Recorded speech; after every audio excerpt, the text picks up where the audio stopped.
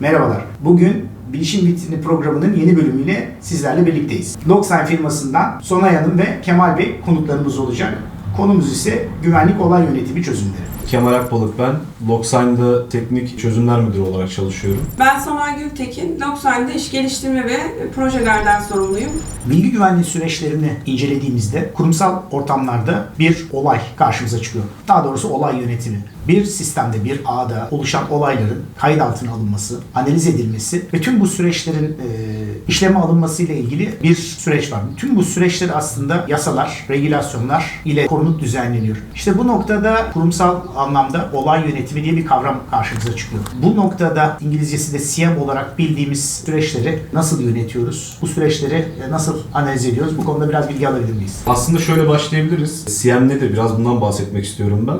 Güvenlik bilgi ve olay yönetim sistemi. Kurumların birçoğu aslında geçmişe dönük baktığınızda birçok güvenlik çözümüne sahip ve bu güvenlik çözümlerinde sürekli belli başlı datalar oluşuyor. Ve bu dataları merkezileştirme noktasında SIEM devreye giriyor. Burada baktığınızda birçok kaynaktan veri toplama noktasında, bu veriyi anlamlı hale getirme noktasında, bu veriyi anlamlı hale getirdikten sonra bunları bir görsel temada buluşturma noktasında birçok ihtiyaç halinde aslında SIEM size burada yardımcı oluyor. Bu SIEM çözümleriyle yapmaya çalıştığımız şey aslında şu: verileri toplayabilmek, anlamsız verileri anlamlı hale getirebilmek, bunları işleyebilmek, belli başlı zenginleştirmelere dahil edebilmek gibi noktalarda SIEM size yardımcı oluyor. Ve günün sonunda en kritik olan şey de SIEM tarafında bu olaylarla alakalı anomalileri tespit edebilmek ve bunlarla alakalı uyarıları sağlayabilmek. Çok teşekkürler. Böylece SIEM'in kullanım amaçları hakkında bir bilgi sahibi olduk.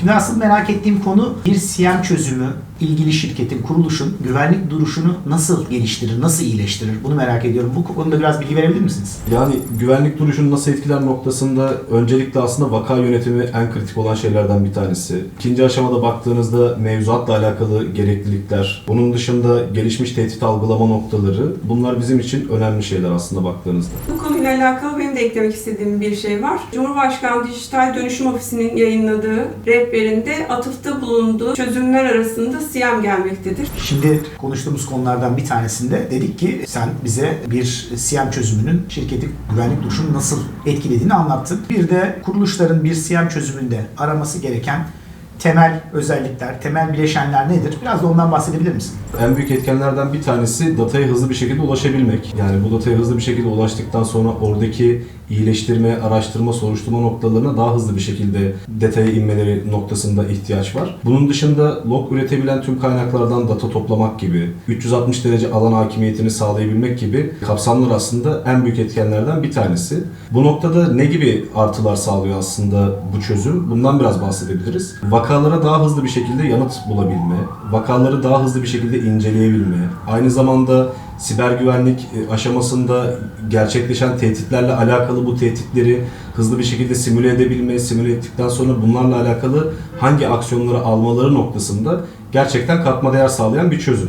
Çok teşekkürler verdiğin bilgiler için. Aslında şunu merak ediyorum. SIEM çözümlerinin bu noktada önleyebileceği yaygın tehditlere birkaç örnek verebilir misin? Bu konuya da şöyle değinebiliriz aslında. Şimdi siber güvenlik dünyasında MITRE ATT&CK Framework'ü gibi birçok metodoloji var aslında. Bu noktada bunlarla alakalı yaygın tehditlerin birçoğu artık içeriden gerçekleşen tehditler oluyor. SIEM çözümlerinin kendi içlerinde yazmış oldukları ya da işte belirgin tehditlerle alakalı kural korelasyon çözümleri var. Aslında bir nevi bu söylediğin hani doktorun hastasına yazdığı reçete gibi, öyle değil mi? Gibi. Yani bu noktada yaptığımız şeylerden bir tanesi de aslında şu: Logsign bu noktada ne yapıyor kısmından da biraz bahsedebiliriz. Logsign'ın bu konularla alakalı yaklaşık 700'ün üzerinde yazmış olduğu alarm korelasyon kuralı var. Bunların birçoğu MITRE ATT&CK Framework'ine göre yazılmış, birçoğu CyberKillChain ölüm zincirine göre yazılmış atak türleri aslında ve saldırı türleri. Bunlarla alakalı yapılması gereken noktalar aslında şöyle değerlendirilebilir. Bir olayın gerçekleşme zamanı, gerçekleşme zamanından sonraki datanın içeriye toplanması, bu datanın zenginleştirilmesi noktaları gerçekten değerli. Çünkü kaynaklar üzerinde alınan datalar veya işlenen datalar olduğu gibi geldiği zaman yine yorumlanamaz duruma gelebiliyor. Bunlarla alakalı yine SIEM çözümlerinin veya bizim yaptığımız bazı detaylar var. Biz gelen datanın içerisindeki birçok alanı zenginleştiriyoruz. Yani bir saldırı vektörü mü veya örnek veriyorum işte şüpheli bir hareket mi gibi birçok şeyi aslında biz davranış analizi modülümüzle gerçekleştirmeye çalışıyoruz. Bunlardan örnek vermek gerekirse şunu söyleyebilirim. Sistem üzerinde bir brute force hareketi gerçekleştiriliyor. Bu brute force DDoS hareketi sadece bir firewall üzerinden ya da sadece bir Active Directory user üzerinden gerçekleştirilmeyebilir. Birçok kaynaktan gelen datayı aslında biz analiz ediyoruz ve bunları belli başlı behavior analitik dediğimiz davranış analizi yöntemleriyle aslında toplamaya çalışıyoruz. Günün sonunda bunlarla alakalı da brute force'u gerçekleştiren bir arkadaş veya bir kullanıcı veya bir IP başarılı bir giriş gerçekleştirmiş mi? Veya başarılı girişin sonucunda içeride sunucular üzerinde herhangi bir yanal hareketi var mı?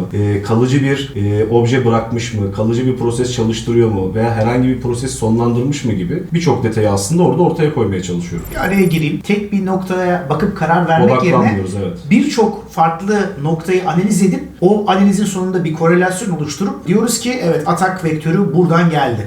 Doğru ve bunun bir tık ötesine de gidiyoruz aslında. Bu birazdan yine detayına gireceğim. Bizim yaklaşım olarak farklı bir yaklaşımla ilerlediğimiz, farklı bir platform adını verdiğimiz bir ürün haline geldik aslında. Biraz bunlardan da bahsedeceğim birazdan. Aslında burada anladığım kadarıyla yaptığımız şey o kullanıcı ya da o sistemin davranışını öğrenmek. Belli bir zaman içinde yayarak bunu öğreniyorsunuz. Diyorsunuz ki bu kullanıcı ya da bu nesnenin davranışı buralara gidiyor. Şu saatlerde şu aktiviteleri yapıyor. Bir anda hiç yapmadığı bir aktiviteyi, 3 ay boyunca yapmadığı bir aktiviteyi yaptığı anda alarm mekanizması arkada devreye giriyor ve gerekli uyarıları ve aksiyonları aldırmaya başlıyor. Doğru. Yani SIEM dediğimiz ürün aslında bunu yapıyor. Gereklilikleri algılıyor, uyarı noktasında mail veya SMS yoluyla bilgilendiriyor. Biz bu tarafta bir tık ötede aslında aksiyon noktasında, olay yönetimi noktasında, kullanıcıların risk analizi noktasında, aynı zamanda kullanıcı davranış analizleri noktasında belli başlı modüllerle aslında ürünümüzü farklı bir platform haline getirdik. Hani çok duyduğumuz bir kelime var. Yani güvenlik olaylarının orkestre edilmesi. SOAR kelimesiyle kullanılıyor ama sizin buradaki yaklaşımınız tam olarak nasıl? Hani bunu ürüne mi entegre ediyorsunuz? Ayrı bir ürün olarak mı sunuyorsunuz?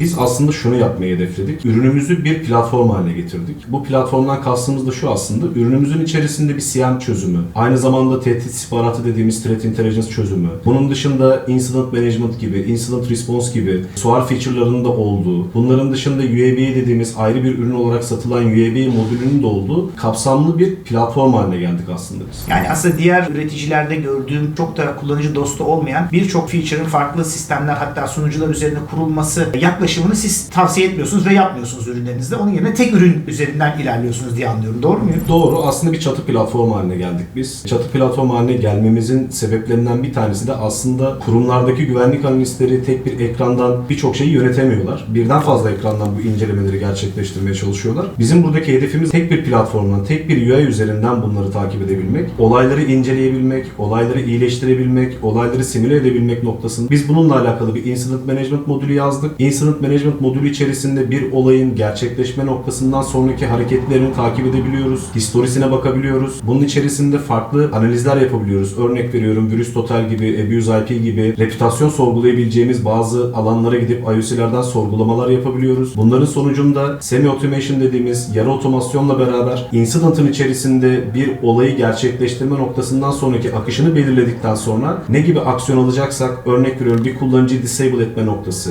ya da bir IP firewall'dan engelleme noktası, içeride bir EDR sunucusu varsa EDR üzerinde zararlı bir hash'in bloklanması, network'e yayılımını engellemesi noktasında semi-automation'la bu incident'ı analiz ettikten sonra otomatik aksiyon aldırabiliyoruz. Şimdi bu kadar güzel şeyler anlattın ki normalde farklı ürün ve çözümlerde 3-4 ayrı konsoldan biz bunları yönetiyorduk ama şimdi bu çözümle birlikte anladığım kadarıyla tek bir konsol üzerinden bütün bu aksiyonları gerçekleştirebiliyoruz. Tam da o noktadayız aslında. Evet. Yani biz olayları sadece algılama noktasından artık bu olayları algıladıktan sonra yanıt verme noktasını da aslında kendi tarafımızda içselleştirdik. Bu noktada yapmaya çalıştığımız şeyi de kendimiz için değerli görüyoruz. Aynı zamanda ürünümüz için de değerli görüyoruz. Bu bağlamda baktığınızda aslında olayların incelenmesi, olayların hızlı bir şekilde sisteme gelmesi, bunları inceledikten sonra olaya yanıt verme süresinin kısaltılması gibi bu SLA süreleri de bizim için önemli. Yani biz güvenlik analistlerini aslında tek bir platform üzerinde odaklamaya çalışıyoruz. Birden fazla platformun üzerinden bunları gerçekleştirmeye çalıştıkları noktada şöyle bir örnek verebiliriz. SIEM tarafına gelen logları inceledikten sonra Threat Intelligence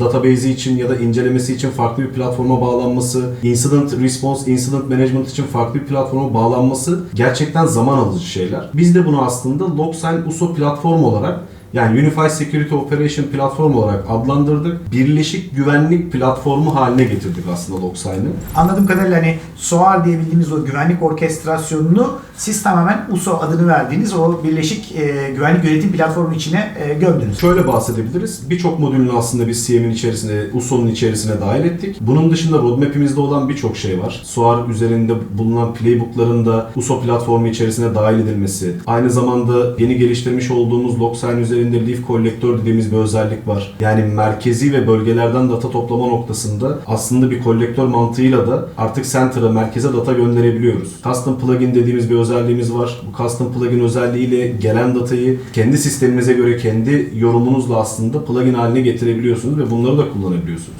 Şimdi aslına bakarsan bayağı bir konuya çok hızlı bir şekilde değinmiş olduk. Bunu biliyorsun hani çok farklı dikeylerde, çok farklı sektörlerde şirketler var. Hani işte finans şirketleri var, üretim yapan şirketler var. Belli zaman içinde belli güvenlik ve penetrasyon testi yapması gereken şirketler var. Bu noktadan bakıldığında ve regülasyonları da göz önüne aldığımızda bu çözümle biz hangi regülasyonları, hangi güvenlik standartlarını çözmüş oluyoruz, cevaplamış oluyoruz? O konuda da biraz bilgi verebilir misin? Regülasyonlar noktasında aslında CM'e atıfta bulunan birçok regülasyon var. İşte ISO 27001 gibi, PCI DSS gibi, HIPAA gibi, SOX gibi, KVKK gibi, Türkiye'de bununla alakalı 5651 yasası gibi birçok yasa var. Aslında bunları da cover ediyor Logsign. Biz bunlarla alakalı kendi raporlama metotlarımız içerisinde, şablonlarımız içerisinde yaklaşık 600'e yakın regülatif rapor barındırıyoruz. Totalde de Logsign üzerinde 1400'ün üzerinde hazır rapor template ile de kurumlara hizmet veriyoruz aslında. Kurumlara böyle bir kolaylık sağlamaya çalışıyoruz. Burada Logsign'ı öne çıkaran şeylerden bir tanesi de regülatif süreçlerle alakalı. Kurumlarda birçok rapora, birçok raporun dışında işte regülatif süreçlere ihtiyaç duyduğunuz noktalarda bu datalara hızlı bir şekilde ulaşabilmeniz lazım. Bu datalara hızlı bir şekilde ulaşabilme noktasında da aslında kurumlara biz burada gerçek Big Data Analytics yaptığımız, aynı zamanda veriyi hızlı bir şekilde getirebileceğimiz bazı özellikler sunuyoruz. Bu özelliklerle beraber işte 6 aylık, 3 aylık, 1 yıllık datalara hızlı bir şekilde ulaşmalarını sağlıyoruz aslında ve tek bir merkezden ulaşmalarını sağlıyoruz. Son derece güzel. Ben de ürünü çok kısa bir süre test etme şansım olmuştu. İlk gördüğüm kullanımı kolay özelliklerden bir tanesi sizin ekranda 24 saatlik bir şablon görüyoruz. Aslında bir dashboard, o son 24 saatin bir fotoğrafını görüyoruz ve ben o fotoğraftan tıklayarak istediğim rapora erişebiliyorum ama aslında ben o rapordan bilerek ya da bilmeyerek bir ISO 27001, bir SOX ya da bir PCI DSS raporuna da çok rahat erişebiliyorum. Ulaşabilirsiniz. Bunları da zaten biz rapor ekranında filtre olarak veriyoruz. Yani bir filtre olarak veriyoruz. Sol tarafta bunları filtreleyebiliyorsunuz rapor ekranımızda. Şimdi log aldığımız kaynakları incelediğimizde çok fazla sayıda kaynaktan, çok farklı katmanlardan log aldığımızı görüyoruz. Şöyle bir düşündüğümüzde network cihazlarından log alıyoruz. Güvenlik duvarı dediğimiz firewall'lardan log alıyoruz. Linux olsun, Microsoft olsun bu işletim sistemlerinden çok farklı loglar alıyoruz. Onun üstünde çalışan veri tabanı, hatta uygulama sunucularından log alıyoruz. Tüm bunları düşündüğümüzde aslında çok büyük bir ekosistem içinde çok farklı entegratörler, çok farklı üreticilerin ürünleriyle çalışıp bu ürünlere entegrasyon söz konusu. Bu noktada aslında nasıl bir farkındalık yaratıyor Logsign? Aslında ondan biraz bahsedebilir misin? Yani kaç farklı platformdan log alıyorsunuz? Burada data lake dediğimiz bir kavram var aslında. Biz bunu gerçekten bayağı önemsiyoruz. Veri gölünüzü oluşturalım diyoruz aslında müşterilerimize. Burada da yaklaşık 400'ün üzerinde entegrasyonumuz var. Bu entegrasyonlardan kastımız şu aslında. Datayı toplamak, datayı topladıktan sonra anlamlı hale getirmek, az önce de yine bahsetmiş olduğum zenginleştirme noktası gerçekten kritik. Burada toplamış olduğumuz verileri aslında biz anlamlı hale getiriyoruz ki kurumların bu dataya daha hızlı bir şekilde ulaşabilmesinden ziyade bu datayı anlayabilmesi de önemli bizim için. Bununla alakalı içerideki R&D ekipleri, product ekipleri, yazılım ekipleri gerçekten ummalı bir çalışma yapıyorlar. Şu anda bizi ön plana çıkaran şeylerden bir tanesi de aslında şu. 400'ün üzerinde hazır plugin entegrasyonumuz var ama 401. ya da 402. entegrasyon geldiğinde biz bunu ücretsiz bir şekilde sağlıyoruz aslında. Bu gerçekten önemli özellik, önemli bir yetenek. Bunu gerçekleştirdiğimiz noktada aynı zamanda yeni versiyonumuzla beraber de custom plugin özelliğini getirdik. Yani kurumlar artık bize ticket açmadan kendi pluginlerini kendileri de yazabilir durumda. Örnek veriyorum işte third party bir uygulamaları var, text bir dosyaları var veya regex diliyle yazılmış bir dosya var veya JSON formatında yazılmış bir dosya varsa eğer bu dosyayı kendi custom plugin özelliğiyle hızlı bir şekilde plugin haline getirip kendi özel field'larını seçerek aslında plugin'i yazabiliyorlar. Yazdıktan sonra direkt o kaynağı da yazmış oldukları custom plugin'ini aslında ekleyebiliyorlar. Bu bizim için de büyük bir avantaj sağlamaya başladı. Çünkü Logsign şu anda yurt dışında, globalde de satılan bir ürün. Global taraftan da bu tarz istekler çok fazla gelmeye başladı. Bu noktada biz kendimiz de ücretsiz plugin desteği veriyoruz. Bunun dışında custom plugin özelliğiyle de aslında kurumlara destek olmaya çalışıyoruz. Senin bir arada geçti aslında da dikkatimi çekti. Globalden bahsettin. Hani globalde de var mı Logsign? Neler yapıyorsunuz? Biraz ondan da bahsedebilir misin?